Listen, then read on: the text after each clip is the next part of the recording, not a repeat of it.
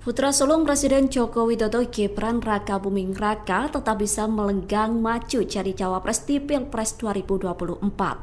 Padahal sang paman Anwar Usman telah diberhentikan dengan tidak hormat dari jabatan Ketua Mahkamah Konstitusi atau MK.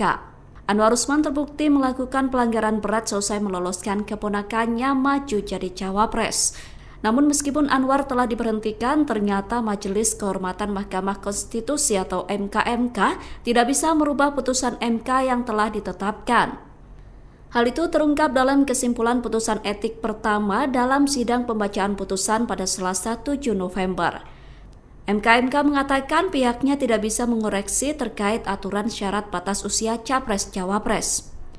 Terkait hal itu juga telah ditegaskan oleh Ketua MKMK Jimli Asidiki.